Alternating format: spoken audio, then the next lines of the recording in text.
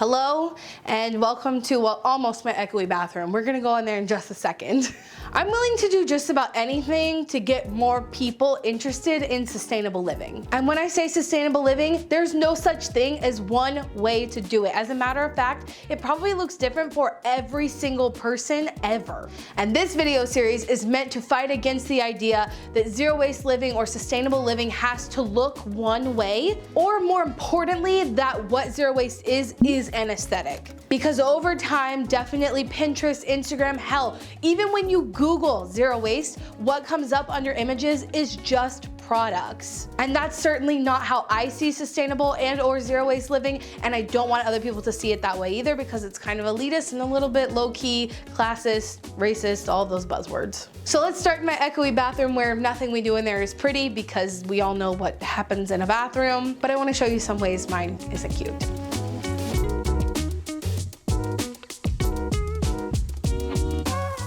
So first up is this incredible tool that absolutely does not get enough hype. Yeah, it's a bucket. That's it, a bucket. The reason I'm showing you this first is because honestly, I don't know where this bucket came from. I have no idea how this got into my life. I feel like a roommate somewhere along the way, like through my college years, left it behind, or maybe I accidentally stole it from my old landlord. Either way, buckets are incredibly useful, even though this one is not cute. It's like old and quite dingy, but it serves its purpose. Recently, it's been living in my shower. Let me tell you why. Bucket in the shower is used to catch water before the water heats up. The water in my bathroom takes forever to get warm. Catch water, use it on your house plants, outside plants too.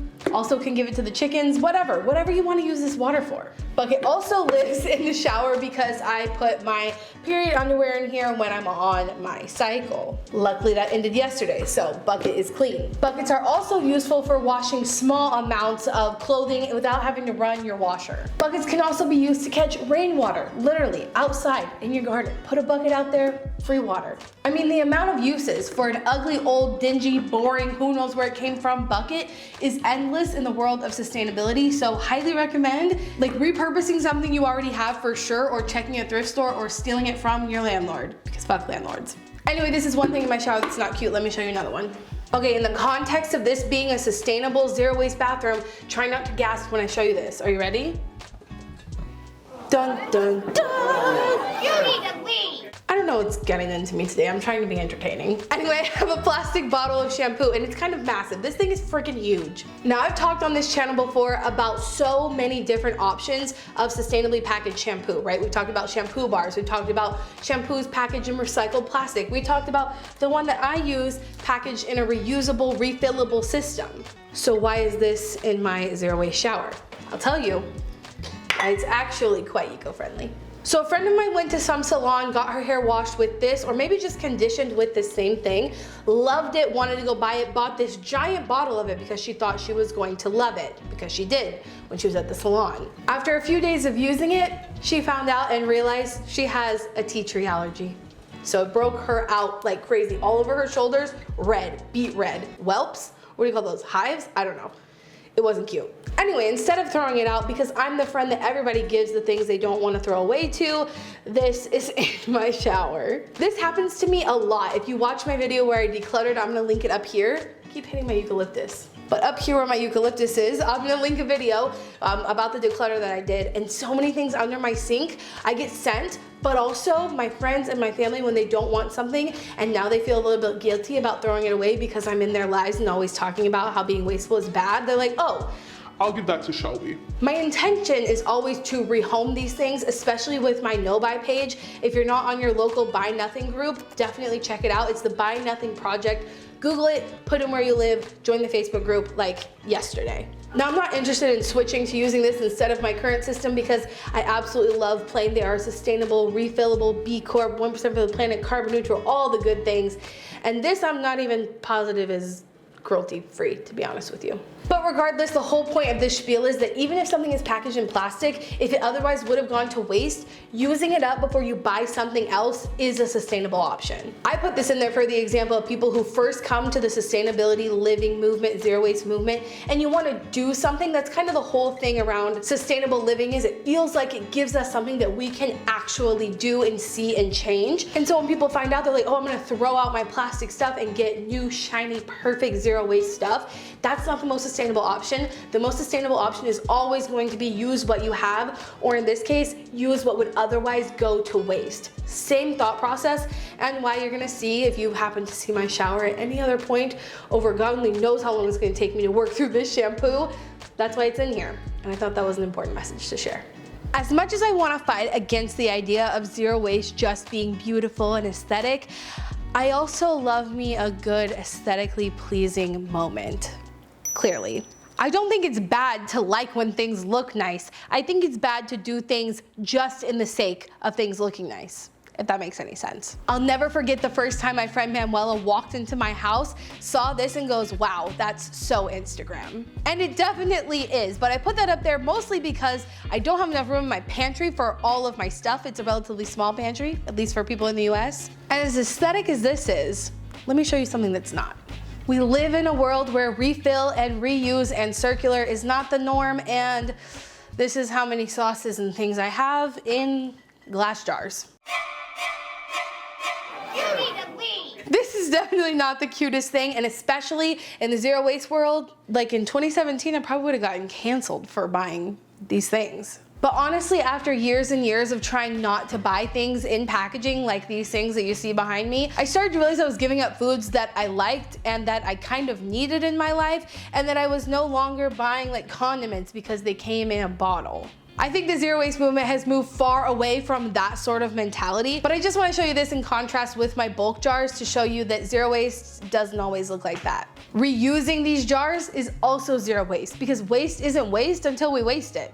That's why I also have a lot of jars to reuse up there. And pro tip, offering up glass jars and bottles or any sort of thing like that for free on Facebook, there's someone out there who needs it. Just list it, they'll solve the problem for you.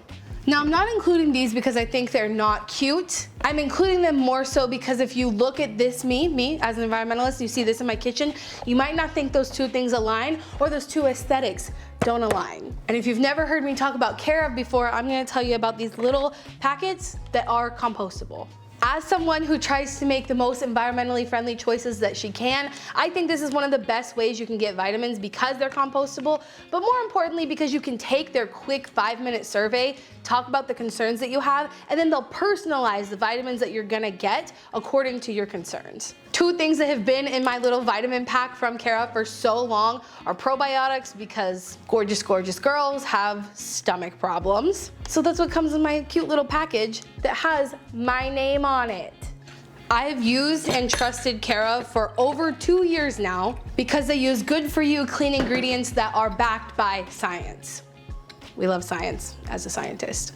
Also because I've seen significant improvements in my personal health while taking these, so you won't catch me without them ever. Now that you know all of that, I hope you think that this aligns with the environmentalist sustainable living aesthetic, and if you want to get 50% off of your first pack, which is a huge discount, you can use my code that I'll leave on the screen, and there's a link at the top of the description. Okay, let's talk about some more not cute things.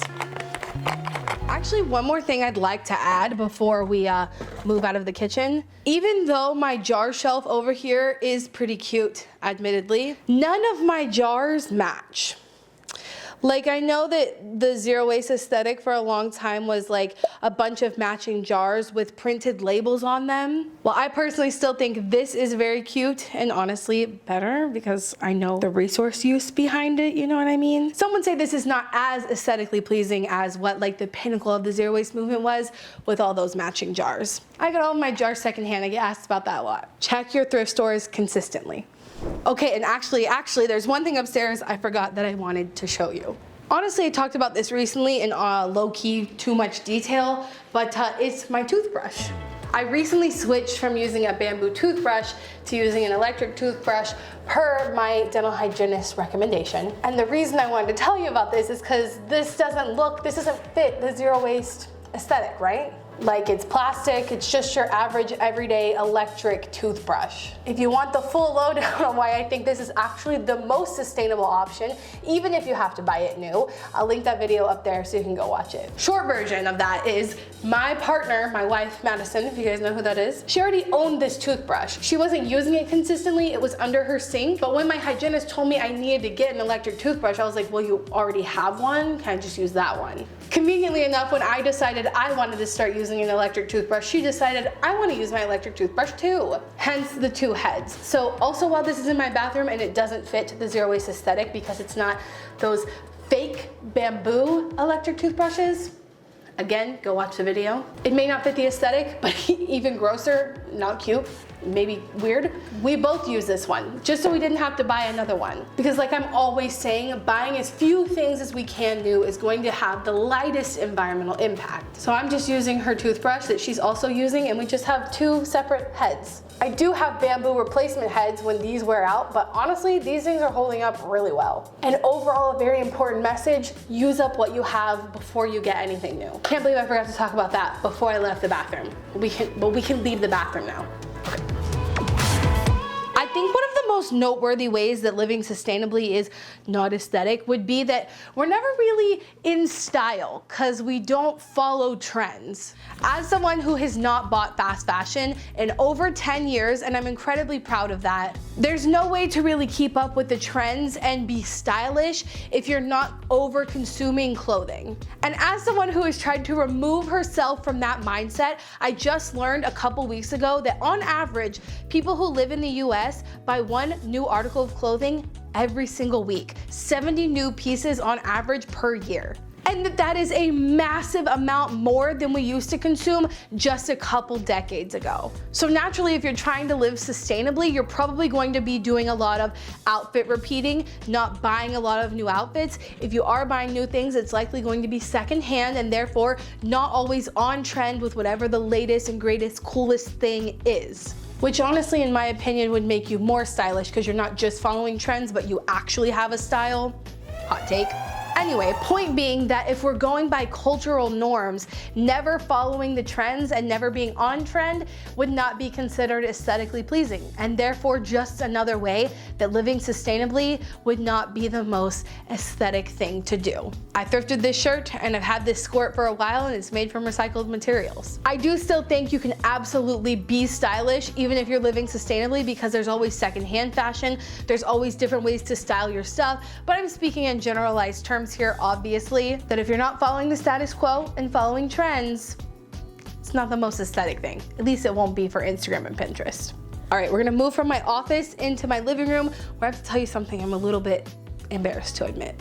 When we moved into this house, there were no blinds. At least not on the majority of windows. That giant ass window, nothing. That giant ass window, also nothing. I even remember a realtor citing that as one of the reasons we shouldn't buy this house. He said we would have to put up blinds on all the windows and that it would be very, very expensive and that we should consider that when buying a home. Well, it's been 3 years and we're just now getting around to putting them up.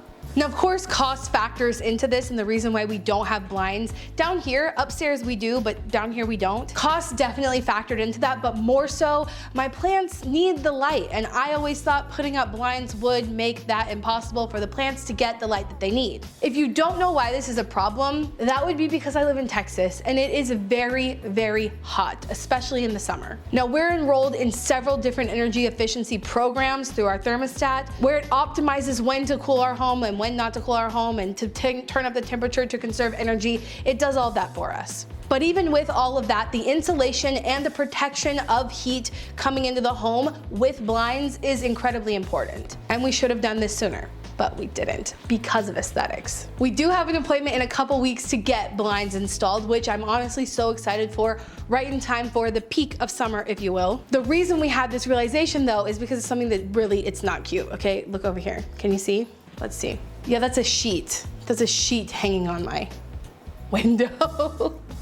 So right now I can't show you the blinds that are going to not be cute, but I thought I would mention them because the difference in me loving having open windows and that being the aesthetic that I enjoy and that I want. Sometimes for the Planet Man, the not as cute thing, you should do it. But back to the sheet. We actually have this hanging up over here on our window because there is a female cardinal who has decided to bite herself in our window. She comes nearly every day and just pecks and pecks and pecks at this window because she thinks the reflection is a competitive female.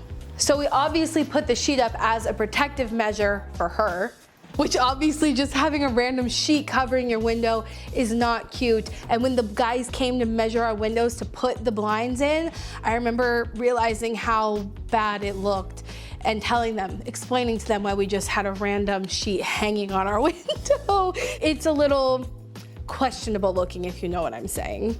Anyway, point being that having this sheet up for the last few months to keep the bird from pecking at herself and thereby starving herself to death is an environmentally friendly thing to do in general to help the bird and sacrificing the aesthetics of how my window looks. In and of itself is a non-aesthetic part of caring about the environment and sustainable living, I guess. But with this sheet hanging up for the last few months, we realized how much even that small level of protection helped keep the temperature at a more stable level in this living room. And that's how we realized how important having blinds would be and sacrificing having the big, beautiful open windows that I've always dreamed of, because unfortunately I live in Texas and at least during the heat of the day, these windows need some type of protection. But the price tag truly is no joke. It's like very expensive.